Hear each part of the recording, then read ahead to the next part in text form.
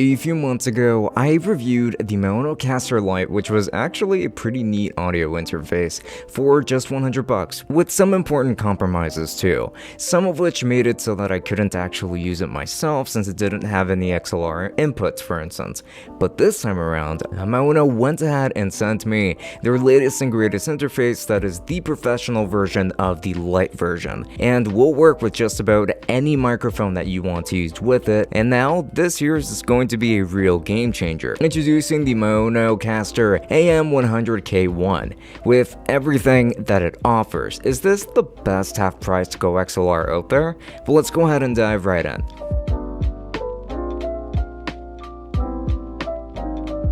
Before we continue, don't forget that I have a Twitch channel that you can go ahead and follow me on for live microphone reviews and much more than that. But you're also going to find my Instagram and a link to the Tech Summit Discord in the description. So come join the community because it is a pretty cool one. We've also opened up a Patreon as of late where if you join, you'll be automatically entered to win one tech gadget every month in our exclusive giveaways. Details to that are going to be down below. Don't forget to check out the description for everything. Now let's get right into the video. Now let's begin with an unboxing. This comes in a pretty massive box, and inside you're going to come across the many pamphlets that show you what the functions of each port and buttons are. There are also going to be about 3 of them really. There's also a letter about the Kickstarter that they formed some time ago in order to be able to fund this project. But past that, there is some foam, and underneath that, there's the interface itself in its full glory with some plastic to peel off. Then there are going to be 2 boxes. One of them holds the USB-C cable and the other has a bunch of different audio cables for different purposes too. Underneath that is going to be the included microphone along with the metal base, the shock mount, the stick, the XLR cable, a windscreen, and that's pretty much everything there. I love this package, but let's get into the actual review. So the exterior design of this microphone first and foremost consists of metal, and it is quite hefty. In terms of looks, it's pretty bare bones, and all that you're going to find on it is really just an XLR port. And hooking it up to its mount is super easy. It's incredibly simple, and just go ahead and screw the stick onto the base, and then you screw the shock mount onto there, and then you squeeze the microphone through it until it goes all the way in. And you can also just go ahead and put on the windscreen if you want. Simple setup for sure, and one that I'm very glad was included in this entire package. The Maonocaster itself consists of this matte plastic material and texture to it that is pretty good at keeping fingerprints off of it. This device does have a nice shape to it that allows it to be slightly tilted upwards or just kind of towards you, and it makes it easier to use from a little bit further away or even from directly closer on. This interface looks more like a Rode Rodecaster Pro than it does a GoXLR, without a doubt, but I think that this has more in common with the Rodecaster Pro than it does the GoXLR anyway, and that is going to be in a lot of ways. On this interface, you're going to find 2 faders for the microphone gain, one for each microphone, which means that you can use 2 microphones with it, which is just fine, both fully XLR. And you're going to find the 48 volt switch, which is going to be right there, which opens up the opportunities for you to be able to use either a condenser microphone or dynamic microphone if you want, since you can turn that on and off. And you're also going to find a mute switch right around here. And now there are going to be the mic gain knobs as well right above that, and there's also a battery life indicator right around the side over here, since you can use this over Bluetooth with your device, whether it's a phone or a laptop or a tablet or anything like that. There's going to be a phone input gain knob, an aux input gain knob too, and mute buttons for both. And beneath that, you're going to find a monitor knob in order to raise the audio monitoring gain, and the pitch knob in order to change the pitch of your voice, and an effects knob too, right on the side. And beneath that, you're going to be finding the mix knob, which is going to be pretty gigantic and controls the volume of everything combined. And you're going to find some metering above in order to show you if your microphone is peaking or not, and if your mix is peaking, there's also going to be the electronics panel over here on the side for changing between your different reverb settings, of which there are going to be 12 of, and there's also going to be a setting right below that to do pretty much exactly the same thing. And right beneath that, you're going to find your sample pad with different voice effects, and you're also going to be finding your different sound effects right around here, and you can customize this pad to your heart's content too. And then on the back, you're going to find 2 XLR ports, a denoise switch, mic 2B input, a phone input, aux input, output pods 1 and 2 inputs, SPK monitoring, a USB-C port for data and power if you want to use this wired as well, a power button, and a back loop switch as well. And then on the front, there are just going to be 2 headphone jacks for monitoring.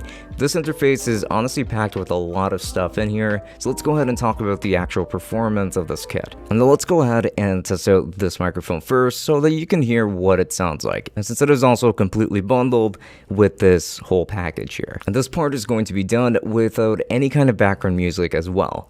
And to speak frankly, I think that it sounds pretty good on its own, and it's got a decently crisp sound to it too. It's going to be a pretty nice microphone to have bundled in, which is pretty cool, and I've actually been recording this entire review with this interface and this microphone connected to it. It's got a pretty decent amount of low end, the mids are good on this microphone too, and there is a slight boost in the highs, I would say, from what I can hear at least. I like it, and even though this microphone is susceptible to plosives, the windscreen that it comes with pretty much eliminates that, and you can pretty much use just about any microphone that you want with this interface as well. For instance, this is what it's going to sound like to use a Shure SM7B with this audio interface. So this is kind of what you should be expecting on that front. Don't exactly recommend that you use a Shure SM7B with it though, since this microphone is very gain hungry. One of the most gain hungry microphones I've ever come across even. I wouldn't particularly recommend that you use this microphone with this interface though. It doesn't have so much gain to it. You can really make the most out of this microphone, and quite frankly, like at this level, the preamps start to get a little bit noisy at that point, so I wouldn't really recommend this interface for something like this. Even though it can't technically power it enough to get enough sound out of it, you are still better off getting one with probably cleaner preamps than this one, even though the preamps on this interface is actually pretty decent. And as I mentioned earlier, this comes with a lot of sound effects and presets. Let me go ahead and walk you through these. So this is what the pitch changer is going to sound like, and this is the higher pitch one, and then going to the other side. This is going to be what the other side of the pitch changer is going to sound like, just so that you know. And then on the reverb side of things, you're going to get option A. Then you're going to get option BB, which is going to sound like this. This is going to be option B. This is going to be option C. This is going to be option DB. This is going to be option D. This is going to be option GB. This is going to be option G. This is going to be option AB. This is going to be option EB. This is going to be option E.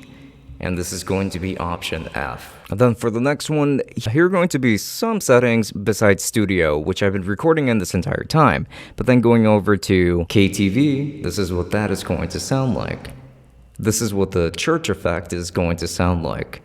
This is what the hall effect is going to sound like.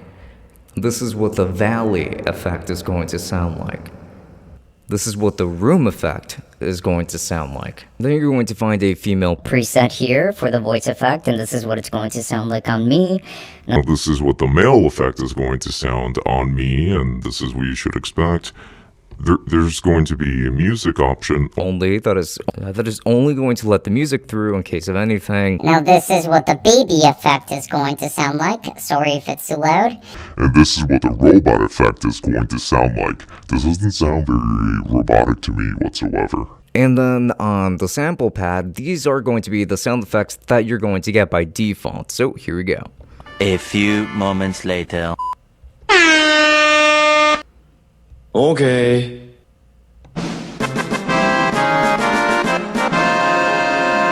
And then the other three right underneath those are going to be empty, but then you are going to get a bleep button by default, though you can customize all of these over here. So for example, if I wanted to complain about this stupid f***ing weather, then I can just go ahead and press the button right on time. And as I just mentioned, like, you can go ahead and add different sound effects to this, whether they have been downloaded or you have your own audio samples already on your computer, or something that you want to record directly onto it using Maono's own software. so you can customize this to your heart's content if you wanted to.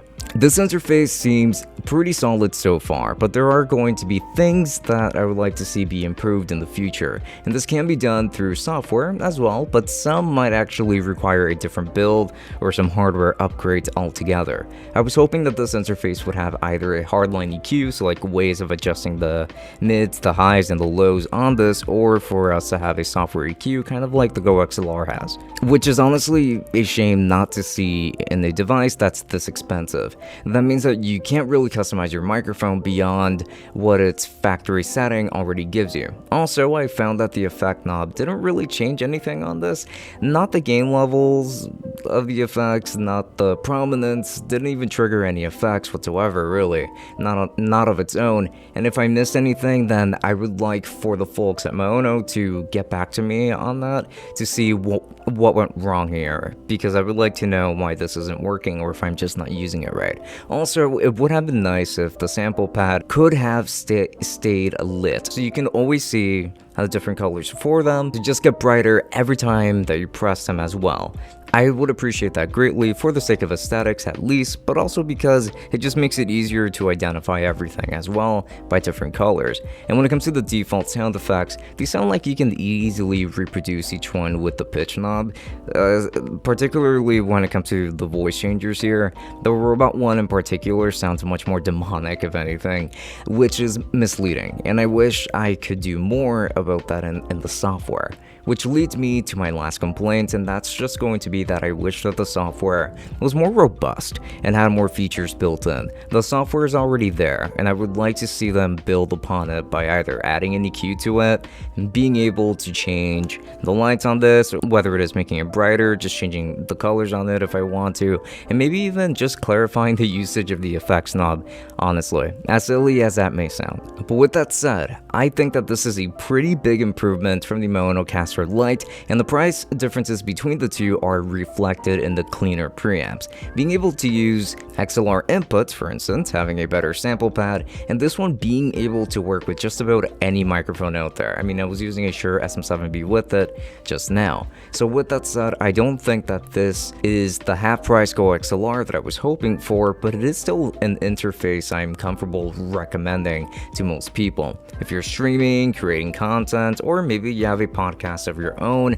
then you can certainly take advantage of the two XLR ports, especially since you can use that for two different speakers and things like that. You can really make a whole world out of this little board here. So you do have a strong recommendation from me, since I did really enjoy using this, and I do hope that they continue to update it with software moving forward in order to make it even better. So yeah, I can go ahead and recommend it. And if you're interested in buying this entire bundle, then I'll be making sure to leave affiliate links down to Amazon in the description. And if you end up using any of my links to make a purchase, then I would end up getting a small commission that does help out the channel quite a bit, and I would appreciate that quite a bit. There's also going to be Luster in case you're looking for other types of alternatives to this. It'll help you find those, and if anything, it'll even help you find sales and let you know like where this would be the cheapest out there. So I strongly recommend that you get your hands on that, because it'll make that searching for you way easier. There's also going to be ABUNDA. If you've already kind of decided that this is exactly what you want, you can just go ahead and you can get yourself one of these